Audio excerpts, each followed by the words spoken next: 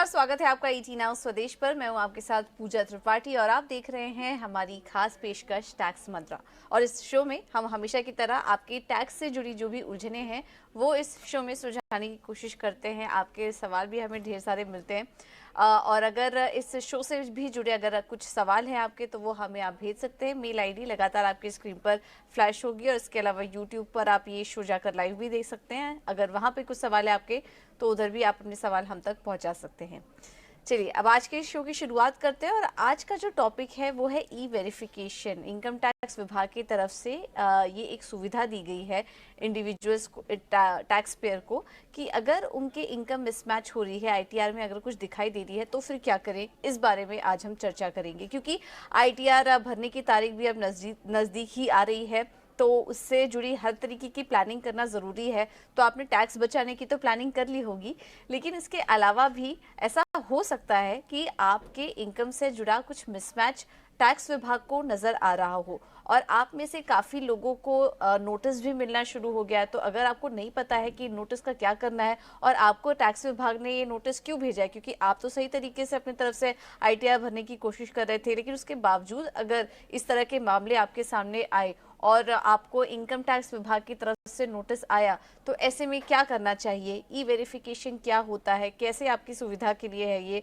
और अगर आपको इस तरह का नोटिस आ जाए तो फिर आगे के क्या प्रोसीजर है, आप कैसे उन्हें अप्रोच कर सकते हैं, टैक्स विभाग को कैसे आप अप्रोच कर सकते हैं। इस पर आज हम थोड़ा बहुत चर्चा करने की कोशिश करेंगे क्योंकि इस तरह के मामले अब देखने को भी मिल रहे हैं, काफ़ी कुछ सुनने में भी आ रहे हैं।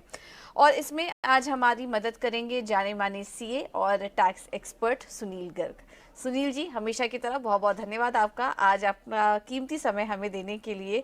और आज का ये जो टॉपिक है ये काफ़ी इम्पोर्टेंट टाइम पर भी हम चर्चा कर रहे हैं क्योंकि अब आईटीआर भरने की भी तैयारी लोग अब करना शुरू कर चुके हैं। ऐसे में ये जो मामले आ रहे हैं इनकम मिसमैच के, इसके बारे में थोड़ा समझना चाहेंगे। और ये ई वेरिफिकेशन क्या है, इसके बारे में भी थोड़ा बेसिक जानकारी पहले हमारे दर्शकों को दीजिए कि टैक्स विभाग की तरफ से ये ई वेरिफिकेशन किस तरह की सुविधा दे रहा है, इंडिविजुअल टैक्स पेयर को क्या ज़रूरत पड़ गई इसकी। देखिए पूजा जी, बहुत ही रेलिवेंट टॉपिक है और हर आदमी को नहीं पता। लेकिन अगर आप अपना एसएमएस खोलेंगे आपके मोबाइल का, तो हर तीसरे आदमी के पास में एक एसएमएस आया हुआ है ई वेरिफिकेशन के लिए, और लोग उसको इग्नोर करते जा रहे हैं, उसको समझने की कोशिश नहीं कर रहे हैं कि क्या है। देखिए, सीबीडीटी ने 2021 में एक ई वेरिफिकेशन स्कीम लॉन्च की थी टू वे ट्रैफिक के लिए। आपको पता होगा पिछले 10 सालों में हमारा आयकर विभाग बहुत ज्यादा टेक स्मार्ट हो गया है, आर्टिफिशियल इंटेलिजेंस का इस्तेमाल करते हैं और डाटा बहुत ज्यादा उनके पास में आ रहा है। हमारा चूंकि आधार, पैन और बैंक अकाउंट लिंक्ड है आपस में, इनकम टैक्स रिटर्न से भी लिंक्ड है, तो जैसे ही आप कोई ट्रांजेक्शन करते हैं बैंक में, वो आपके पैन कार्ड पर रिपोर्ट होती है। आप पासपोर्ट, आप विदेश यात्रा करते हैं, आपके पैन कार्ड पर रिपोर्ट होती है। आप कोई प्रॉपर्टी परचेज करते हैं, आपके पैन कार्ड पर रिपोर्ट होती है। आप म्यूचुअल फंड में इन्वेस्टमेंट करते हैं, आपके पैन कार्ड पर रिपोर्ट होती है। और आपको पता होगा एनुअल इन्फॉर्मेशन रिपोर्ट के जरिए बहुत सारे एजेंसीज को ये कहा गया है कि आप इनकम टैक्स विभाग को रिपोर्ट कीजिए। तो वो सारा डाटा जब इकट्ठा होता है आर्टिफिशियल इंटेलिजेंस के माध्यम से, जो सुपर कंप्यूटर्स लगे हुए हैं वो आपको वेरीफाई करवाते हैं। एक अलर्ट है ये। देखिए, ये नोटिस नहीं है अभी आपको, ये अलर्ट मोड में आपको डाल रहे हैं कि हमारे को ये रिपोर्ट मिला है, ये ट्रांजेक्शंस का रिपोर्ट मिला है, हाई वैल्यू ट्रांजेक्शन का रिपोर्ट मिला है। और आपको जानकर आश्चर्य होगा कि अभी 31 मार्च 24 आया नहीं है, मतलब 23-24 फाइनेंशियल ईयर चल रहा है, लेकिन आपने जो फाइनेंशियल 23-24 में ट्रांजेक्शन किए हैं वो रियल टाइम बेसिस पे रिपोर्ट हो रही है, और आपको एसएमएस आ जाता है कि आपके अकाउंट से हाई वैल्यू ट्रांजेक्शन हुई है, आप बताइए, इसको आप वेरीफाई कीजिए। तो ये बड़ी ही इंपॉर्टेंट स्कीम है। इससे दो फायदे हो रहे हैं सरकार को भी और करदाता को भी। उनको अलर्ट कर रहे हैं कि देखिए ये ट्रांजेक्शन हमारी रिपोर्ट में है, तो जब आप रिटर्न की तैयारी करें तो आप उसका ध्यान रखिए। और अगर पुरानी कोई गलतियां कर चुके हैं तो आपको मौका दिया जाता है उनको ठीक कर लीजिए। तो बहुत ही इंपॉर्टेंट स्कीम है। इसलिए अगर आयकर विभाग से कोई भी मैसेज आपको आता है तो आप उसको जरूर ध्यान रखिए। और मैं हमेशा एक करदाताओं को एक सलाह देता हूँ, सुझाव देता हूँ कि हर 3 महीने में अपने आयकर विभाग के पोर्टल को लॉग इन कीजिए। जैसे आप बैंक के अकाउंट को लॉग इन करते हैं ना, देखते हैं मेरा कितना बैलेंस है, सेविंग्स में क्या क्या ट्रांजेक्शन की है। आयकर विभाग के पोर्टल को लॉगिन कीजिए अपना, कंप्लायंस में जाइए, ई कंप्लायंस में जाइए और देखिए कि मेरी कोई कंप्लायंस पेंडिंग तो नहीं है। अगर आपने उस कंप्लायंस पे ध्यान नहीं दिया, उसको पेंडिंग छोड़ दिया, तो आपके लिए बहुत ही नुकसानदेह होगा। आपको टैक्स, पेनल्टी, ब्याज और नोटिस भी आ सकता है असेसमेंट का। तो ध्यान रखिए, ई-वेरिफिकेशन स्कीम सरकार का एक बहुत बड़ा टूल है। हाँ, टू वे ट्रैफिक है, आपका भी फायदा और सरकार का भी फायदा। बहुत इंपॉर्टेंट सलाह दी आपने कि जिस तरीके से आप अपना बैंक अकाउंट बीच बीच में जाके चेक करते हैं, हर 3 महीने में अपना इनकम टैक्स पोर्टल भी जाके चेक करिए। अक्सर इस तरीके के प्रोसेस से लोग बचते हैं कि कौन जाकर देखे, अगर कुछ निकल आया तो उसकी एक टेंशन अलग हो जाएगी। लेकिन इस बात को समझने की कोशिश कीजिए कि अगर इस तरीके का कुछ नोटिस आ गया, मिसमैच आ गया और अगर उस पर पेनाल्टी आ गई तो फिर आपकी टेंशन और बढ़ जाएगी। तो बीच बीच में सावधानी के तौर पर यह प्रोसेस भी अपनाइए अपने जीवन शैली में, और इनकम टैक्स पोर्टल को भी बीच बीच में जाके ज़रूर चेक करते रहिए। वो आपकी जानकारी के लिए भी, आपके आने वाले फाइनेंशियल प्लानिंग के लिए भी एक सही कदम होगा। सुनील जी, क्या इस तरह के मामले वाकई देखने को मिल रहे हैं और क्या काफ़ी ज़्यादा हो रहे हैं इस बीच, जिसके लिए अब लोगों को, इंडिविजुअल टैक्स पेयर को सतर्क होने की ज़रूरत है? और आपसे एक और चीज़ समझना चाहेंगे, ये जो इनकम मिसमैच का मामला है, जो नोटिस मिल रहे हैं, क्या वो सिर्फ करंट ईयर के लिए है या पिछले कुछ सालों के भी नोटिस मिलने के ऐसे कुछ केसेस देखे गए हैं? देखिए, 2 अलग-अलग मामले हैं। पहली बात तो जो आपको करंट फाइनेंशियल ईयर के आ रहे हैं अलर्ट, उसको हाई वैल्यू ट्रांज़ैक्शंस के नाम से वो कह रहे हैं कि हाई वैल्यू ट्रांज़ैक्शन आपके अकाउंट में हुई है। तो आप जाकर अपने कंप्लायंस बोर्ड पे उसको या तो रिजेक्ट कीजिए या एक्सेप्ट कीजिए, या कहीं उसमें 4 ऑप्शन आपको दिए हैं। Reject, but this information is not correct, और I accept, this information is correct, और it is partly correct, partly not correct. तो आपको जाकर वहाँ पे कंप्लायंस करना है। अब ये समझने की कोशिश करें कि इसका कारण क्या है? क्योंकि अभी तो फाइनेंशियल ईयर चल रहा है 23-24। देखिए, सरकार क्या चाहती है? सरकार ये चाहती है कि अगर आपने कोई भी हाई वैल्यू ट्रांज़ैक्शन की है, मान लीजिए आपने, जैसे शेयर मार्केट बहुत बढ़ी थी अभी और बहुत लोगों ने प्रॉफिट बुक किए हैं। अब आपने प्रॉफिट तो बुक कर लिया। शेयर मार्केट में होता क्या है कि आपको 1 लाख रुपए तक का तो टैक्स माफ होता है, 1 लाख रुपए तक का कैपिटल गेन पे टैक्स माफ है, लेकिन उससे ज़्यादा अगर आपको कैपिटल गेन हुआ, लिस्टेड इक्विटी शेयर की बात कर रहा हूँ मैं, बाकी में 1 लाख की भी छूट नहीं होती है। तो फिर आपको कैपिटल एडवांस टैक्स जमा करवाना है। और जैसे 15 मार्च अभी गई है, अगर आपने एडवांस टैक्स जमा नहीं करवाया है, तो आप उस पर जमा करवा दीजिए। अभी भी 31 मार्च तक आप जमा करवा सकते हैं, ताकि आपको 234 बी का ब्याज आ गए। दूसरा, बहुत सारे आपने प्रॉपर्टी की सेल परचेज आप करते हैं। आपको ट्रांज़ैक्शन रिपोर्ट हुई कि आपने प्रॉपर्टी की सेल परचेज की है, तो आप अकॉर्डिंगली अपना टैक्स को प्लान कर लीजिए, एडवांस टैक्स को जमा करवा दीजिए। या होता क्या है कि 31 जुलाई में हमारे यहाँ पर जब रश होता है, लोगों को आदत है लास्ट में रिटर्न फाइल करने की, बिल्कुल लास्ट डेट में जाएँगे, रिटर्न फाइल करेंगे और बहुत सारी चीज़ें भूल जाते हैं, बहुत सारी। अक्सर मैंने देखा है, मैं कह रहा हूँ जो सैलरीड एम्प्लॉइज़ हैं, जो वेतनभोगी कर्मचारी हैं, जो समझते हैं कि हमारा सारा टैक्स तो एम्प्लॉयर ने काट लिया, वहाँ पर भी बहुत गलतियाँ होती हैं। वो बाकी सारी इनकम को भूल जाते हैं हमारी को। तो आपको ये बात याद रखना है कि अब जो ट्रांज़ैक्शंस आपको रिपोर्ट कर रही है सरकार, कंप्लायंस बोर्ड पे जाकर उनको देख लीजिए, उनको समझ लीजिए। अगर आपको लगता है कि अभी ये मेरी इन्फॉर्मेशन नहीं है, कई बार होता है कि गलत पैन पर रिपोर्ट हो गया, आपका पैन नंबर गलत आ गया, या कोई रिपोर्ट आपकी जॉइंट, और जनरली हमने देखा ना जॉइंट प्रॉपर्टी होल्डर्स है, आपको रेंट आ रहा है मान लो जॉइंट प्रॉपर्टी में, वो दोनों पैन पे रिपोर्ट हो जाता है, हस्बैंड वाइफ की दोनों की है।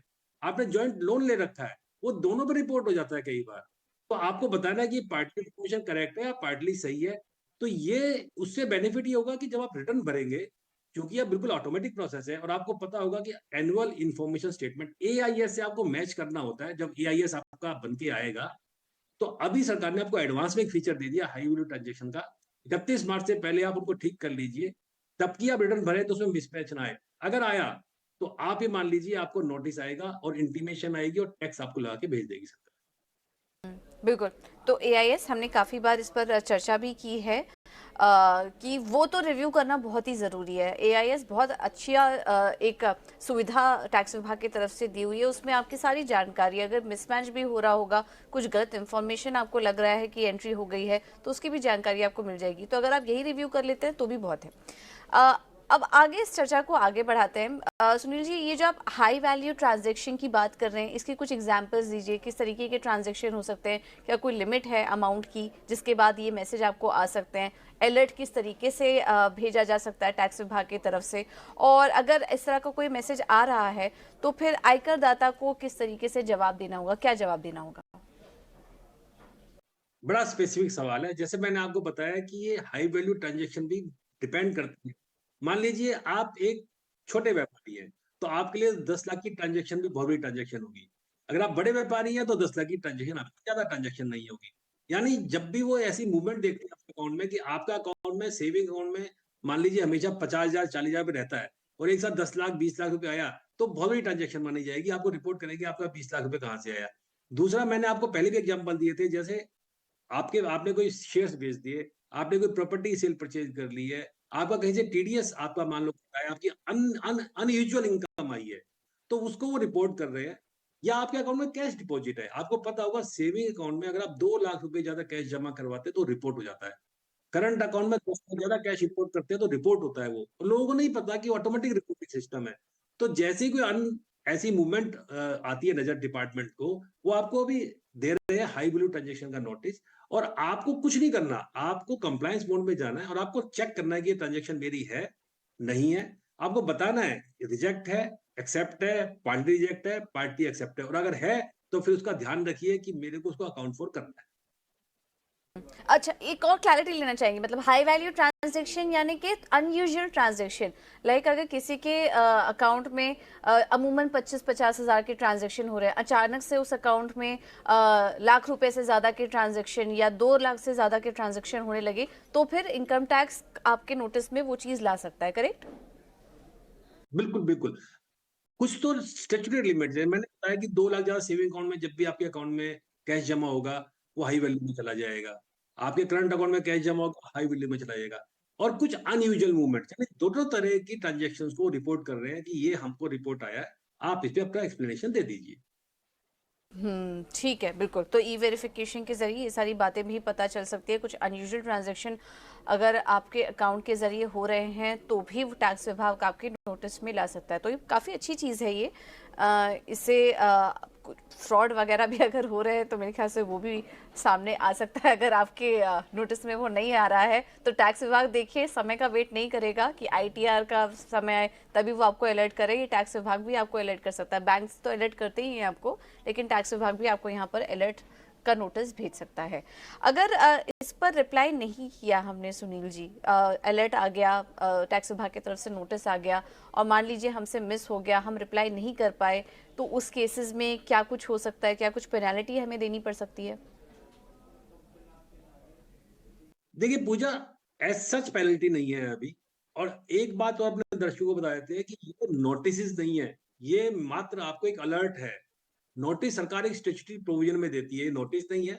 लेकिन अगर आपको ये रिप्लाई नहीं करेंगे, और जैसे हमने शुरू में कहा था, ये टू वे ट्रैफिक की प्रथा शुरू की है कि जहां पर आपसे सरकार या आयकर विभाग पहले से ही अलर्ट कर रहा है और आपसे जवाब मांग रहा है ताकि वो भी ठीक हो जाए और आप भी ठीक हो जाओ। और अगर आप इसका रिप्लाई नहीं करते हैं, आप इसको एक्सेप्ट करते हैं, तो होगा क्या कि जब आप रिटर्न भरेंगे 31 जुलाई 2024 में जाके 23-24 फाइनेंशियल ईयर की, देखिए अभी हम पिछले फाइनेंशियल की बात नहीं कर रहे हैं, मिसमैच के केस की बात नहीं कर रहे हैं, हम बात कर रहे हैं अभी करंट फाइनेंशियल ईयर की। तो वहां पर जब मिसमैच होगा तो जब उसके बाद आपको नोटिस आ सकता है। और अगर नोटिस में आपकी इनकम बढ़ गई या आप पर टैक्स लग गया तो उसका ब्याज और पेनल्टी भी आपको देनी पड़ती है। तो आपको एक एडवांस में फीचर दिया है कि आप देख लीजिए, आप सुधर जाइए, आप समझ लीजिए, अपने आप को ठीक कर लीजिए। बिल्कुल, क्योंकि आखिरी तारीख तो रिटर्न भरने की 31 जुलाई 2024 है। अगर उसके पहले ही इस तरीके के नोटिस आ रहे हैं सुनील जी, तो मतलब आपके पास ऑप्शन है कि आप रिटर्न में जाकर या तो वो इनकम दिखाइए, और अगर मान लीजिए कुछ मिसमैच हुआ, वो ट्रांजैक्शन हमने नहीं किया, फिर भी इस तरीके की दिक्कतें आ रही हैं, तब क्या करें? कोई इसके लिए विभाग ने कोई सुविधा दी है जिससे हम उनको रिपोर्ट कर सकें कि ये ट्रांजैक्शन हमारी तरफ से नहीं हुआ है? इस तरह कुछ कर सकते हैं, केसेस हैं? हाँ, बिल्कुल, बिल्कुल कह सकते हैं। जैसे मैंने बताया ना कि अगर आपको लगता है कि ट्रांज़ैक्शन आपकी नहीं है, आप चेक कर लीजिए। वैसे तो 99% रिपोर्टिंग बिल्कुल परफेक्ट है। जब वो रिपोर्टिंग आती है तो लोग चौंक जाते हैं कि अरे! हमने ऐसा किया है। और जब आप चेक करते हो तो हाँ, वो रिपोर्टिंग है, क्योंकि बड़ा ही फुल प्रूफ सिस्टम है। फिर भी कुछ केसेज़ जहाँ पे डबलिंग हो रही है, जैसे मैंने आपको एग्जांपल भी दिए थे, जॉइंट होल्डर्स हैं, तो आप उसको बताइए पार्टली ये सही है और मेरे अकाउंट में इतने पैसे या इतना रेंट मेरे अकाउंट में आता है या इतना लोन का ब्याज मैं भरता हूँ या इतना मेरे को इंटरेस्ट आता है, या जॉइंट एफडीआर है, फैमिली की एफडीआर है, तो एक पे रिपोर्ट हो जाती है कई बार। वो आपको ध्यान रखना है।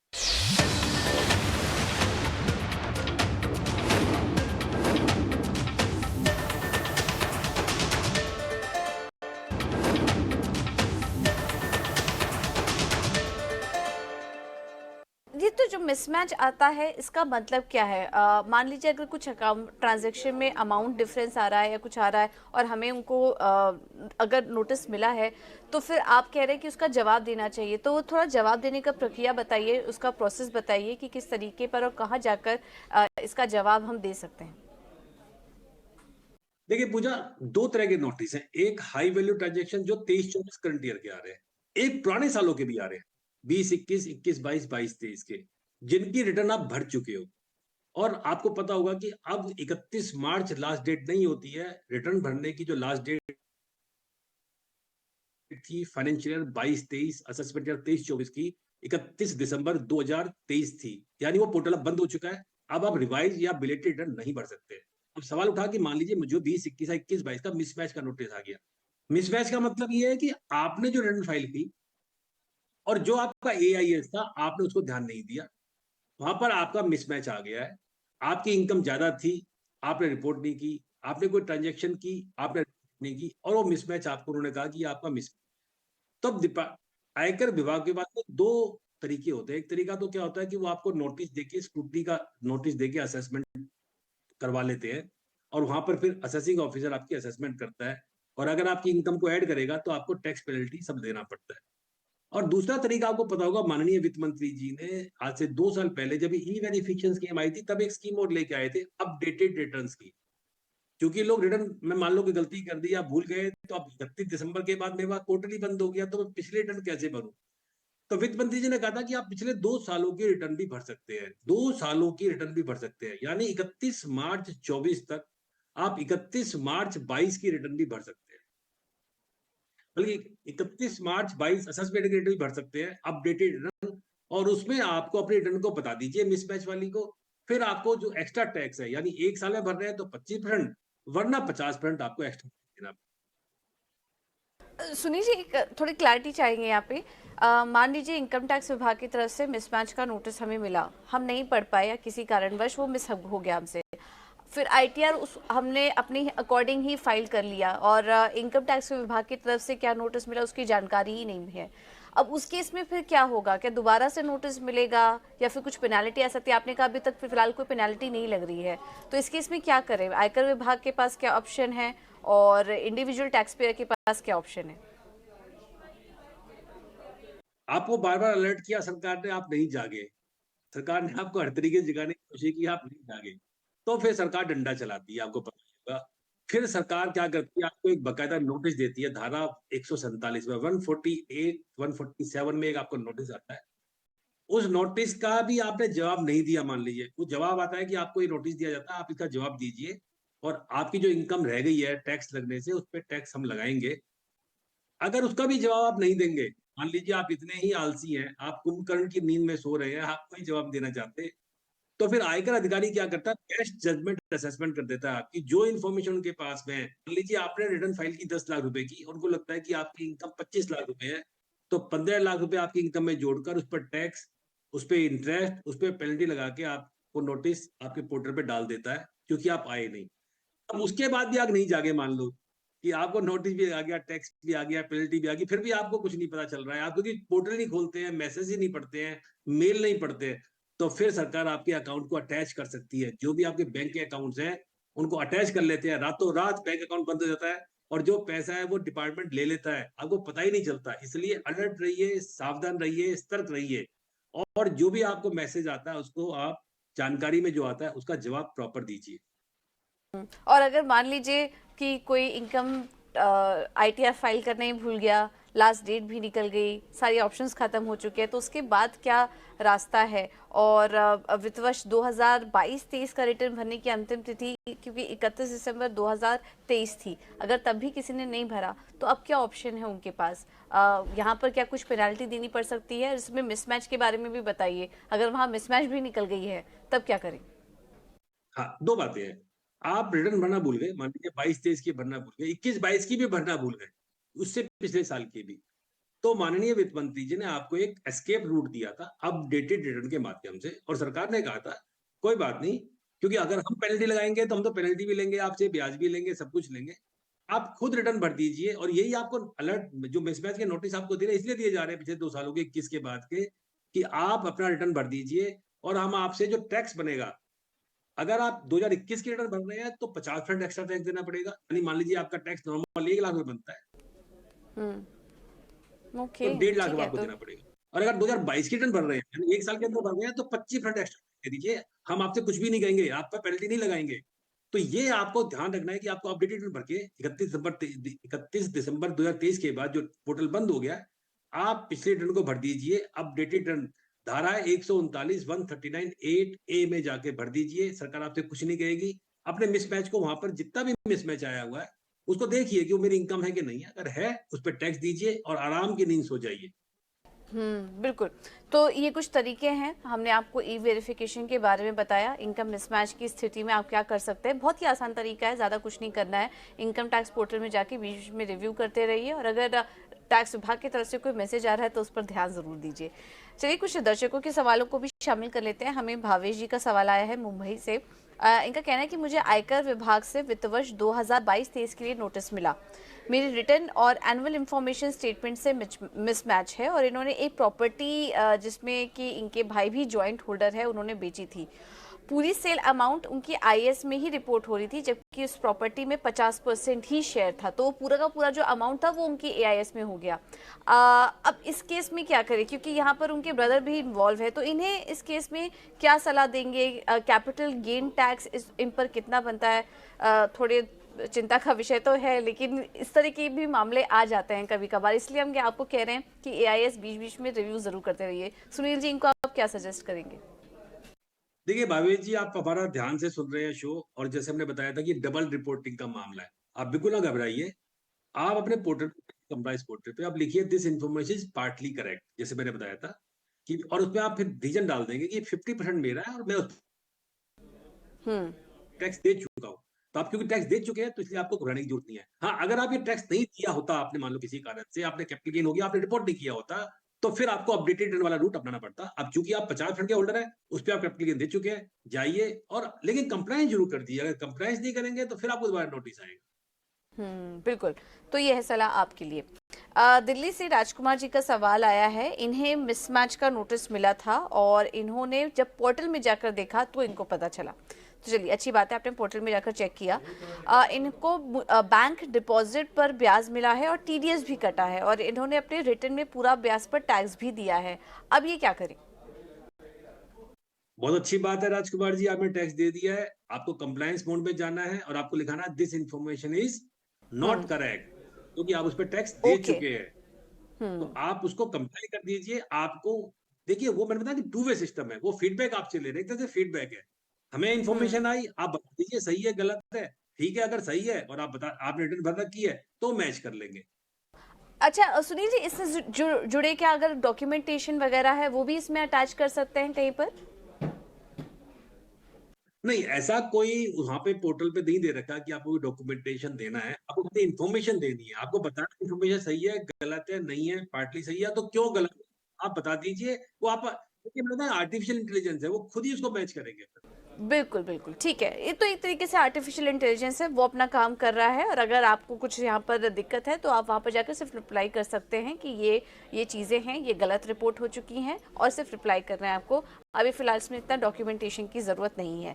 आखिरी सवाल ले लेते हैं। फरीदाबाद से पवन भरद्वाज जी का सवाल आया है, और इन्हें वित्त वर्ष 2022-23 का नोटिस मिला कि उनकी टर्नओवर में 10 लाख का फर्क आ चुका है, और इन्होंने पोर्टल पर जब लॉगिन किया तब इनको पता चला कि इस तरीके की दिक्कतें निकल कर आ रही हैं। अच्छी बात सुनील जी यहाँ पर ये है कि देखिए, जितने भी दर्शक हैं वो पोर्टल पे लॉगिन करके उनको पता चल रहा है, एआईएस ये लोग रिव्यू कर रहे हैं, तो इन्हें ये बात की जानकारी हो रही है, तो मतलब लोग सतर्क हो रहे हैं। अब इन्हें आप क्या सजेस्ट करेंगे? देखिए पूजा जी, लोगों को सतर्क करने में आपका भी बहुत बड़ा योगदान है। आप जो बार बार शो करके बताते हैं तो लोग उसको ध्यान से सुनते हैं और सतर्क होते हैं। अच्छी बात है, कंप्रेस कर रहे हैं।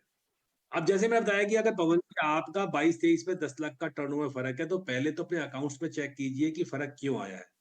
हम्म। अगर फर्क है और आप भूल गए हैं, तो फिर आपके पास में एक तरीका है कि आप रिवाइज रिटर्न भरिए, अपडेटेड जैसे मैंने कहा था, बैलेंस शीट को बनाइए। पर आपको ये देखना पड़ेगा कि चूंकि आज जीएसटी है और बिल्कुल रिपोर्टिंग हो रही है, बड़ी परफेक्ट रिपोर्टिंग हो रही है, तो ये आपसे गलती क्यों हुई, और अपने अकाउंटेंट से आगे कहिए कि ऐसी गलती ना करें, क्योंकि ऐसी गलतियां बहुत भारी पड़ती है और बड़ी पढ़ भारी सकती पेनल्टीज है। पे लेनी पड़ती बिल्कुल। ठीक है, तो ये है सलाह आपके लिए। चलिए फ़िलहाल इतने ही सवालों को हम शामिल कर पाएँगे। उम्मीद है हमारे इस ख़ास पेशकश से, ख़ास चर्चा से आपको उम्मीद मिली हो, आपको काफ़ी हेल्प मिली होगी। और जब आईटीआर फाइल करने जाएँ तो इन सब बातों का ध्यान में रखें और इस बीच अपने एसएमएस ज़रूर चेक करते रहिए, टैक्स विभाग की तरफ से आपको कोई नोटिस तो नहीं आया है। चलिए इसी नोट के साथ मुझे दीजिए इजाज़त। सुनील जी, आपका भी बहुत-बहुत धन्यवाद हमारे साथ इस चर्चा में जुड़ने के लिए। फिलहाल टैक्स मंत्रा में इतना ही, लेकिन आप बने रहिए हमारे साथ, खबरों का सिलसिला आगे भी जारी रहेगा। नमस्कार।